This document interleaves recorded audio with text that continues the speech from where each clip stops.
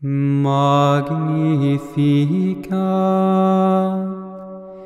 anima mea Dominum, et exultavit spiritus meus in Deo salutari meo.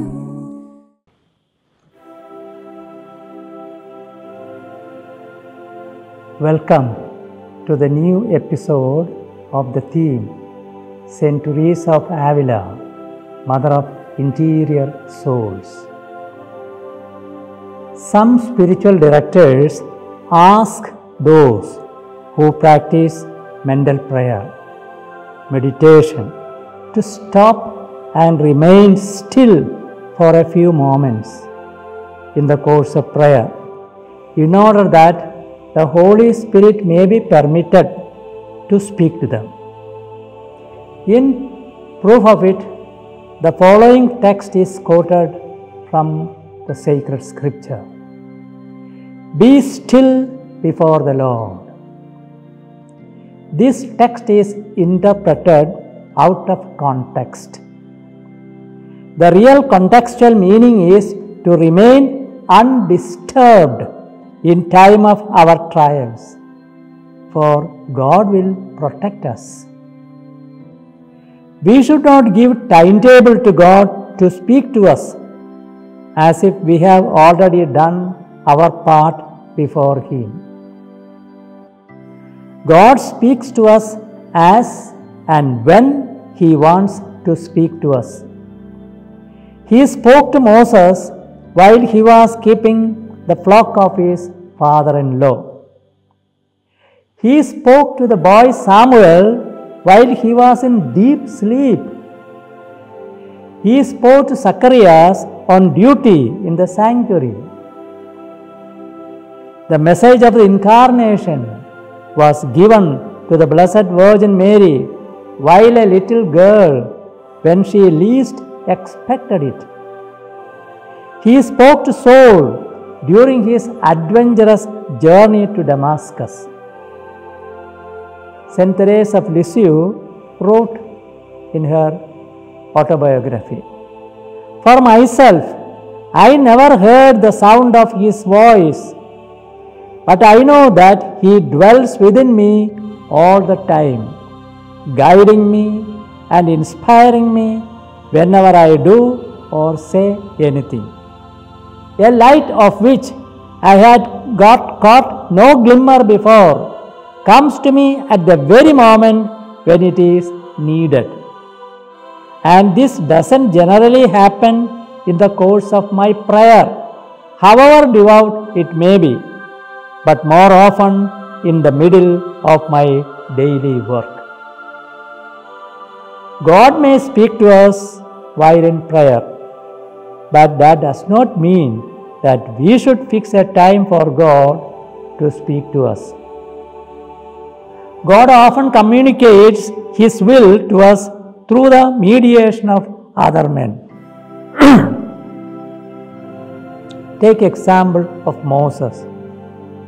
God spoke to Moses face to face as if to a friend. When he came down from Mount Zion, the skin of his face shone because he had been talking with God. Yet, God asked Moses to appoint judges over Israel not directly, but through his father-in-law Jethro. St. Paul or Saul, on the way to Damascus for arresting the Christians, encountered Jesus. It was not an ordinary encounter. He claimed to be an apostle just like the 12 simply because he, as someone untimely born, saw Jesus in his risen body. We have in Paul's statement, as transmitted by Luke in Acts 9, the only report of a man who saw the resurrected Jesus himself. With the single exception of Paul, all those who saw the glorified Jesus never described their experiences. The nature of the risen body of Christ, and those who described those experiences in the Gospels never saw him. This is a unique experience of St. Paul, as is attested by mystics and theologians. St. Teresa of Avila is firmly convinced that the glorified humanity of Christ has never directly shown itself on earth in its corporeal reality since his ascension and apparition to St. Paul. This opinion may reflect the views of Teresa's theological advisors. At any rate, it is clear that even the saint's vast mystical experience does not contradict this perfectly legitimate theological opinion. The same view was held by St. Thomas Aquinas. After having given such a most exceptional apparition to St. Paul, Jesus revealed to him his mission only through Ananias, not directly. What I said is confirmed by the Bible. Take the book of Judith. When Holofernes besieged Bethulia, Israel cried out to the Lord for safety. Then Uzziah put conditions to their prayer. He said to the people of Israel, "Let us hold out for 5 days more. By that time, the Lord our God will turn his mercy to us again. For he will not forsake us utterly. But if these days pass by and no help comes for us, I will do as you say." That is, to surrender their town to Holofernes. Judith then corrected Uzziah and people. He said to the rulers of the people, "What you have said to the people today is not right. You have even sworn and pronounced this oath between God and you, promising to surrender the town to our enemies unless the Lord turns and helps us within so many days. Who are you to put God to the test and to set yourselves up in the place of God in human affairs?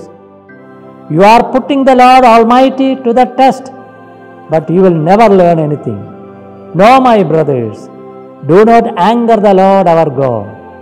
For if He does not choose to help us within these 5 days, He has power to protect us anytime He pleases."